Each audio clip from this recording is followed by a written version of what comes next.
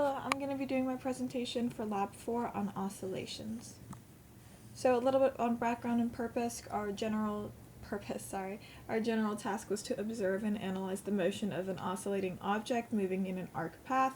Some of the principles used were Newton's second law, and more relevantly, energy. And some of the programs used were Tracker, GlowScript, and Excel. So a little bit more on principles. I stated that the net force was equal to the gravitational force plus the spring force. Obviously, the respective gravitational and spring forces would change as the mass moved in its trajectory, but the total net force would be the same regardless.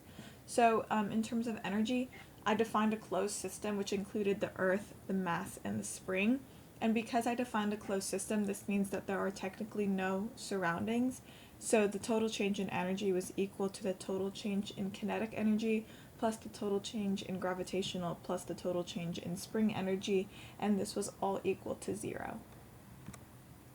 In Tracker, I used the video that was left for us on Canvas, and I initialized some of the initial factors from the edX videos. So the initial height was 0.7 meters, and then I proceeded to track the motion of the mass.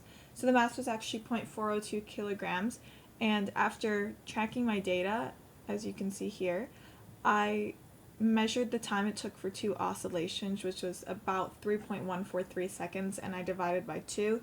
So the approximate time for a single oscillation was 1.572 seconds. And to determine the spring constant, I used the equation time oscillation is equal to 2 pi times the square root of mass over the spring constant. And so after putting in all of these numbers and solving for k, it was approximately 4.426 newtons per meter. I then used this value to determine the rest length. So I set the force of gravity plus the spring force equal to 0. And I solved for L naught, which was approximately 0.09 meters. So all of these values I used were put into GlowScript, as you can see here.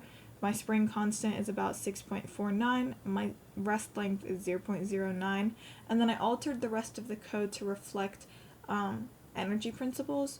So right here you can see kinetic energy is 1/2 times the mass times the velocity squared, and then I did the same with respective equations for gravitational, spring, and energy.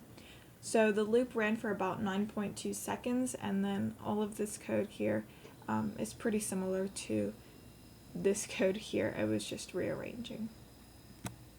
So for my results, I outputted a change in energy versus time graph, where orange is the total change in energy, blue is kinetic, red is gravitational, and green is spring potential.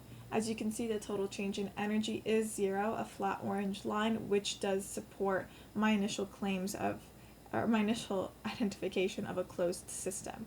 I also outputted a position versus time graph where the observed and the predicted position were compared. They have similar amplitudes and are relatively in phase, but something about their initial position is off, so there must have been a discrepancy in my calculations. So in conclusion, to answer some of the questions for the lab, the graph does satisfy, or my model does satisfy, the energy principles, and this is especially true because technically there are no surroundings defined in my calculations, so the total change in energy should be 0, which you saw before with the flat orange line on the x-axis.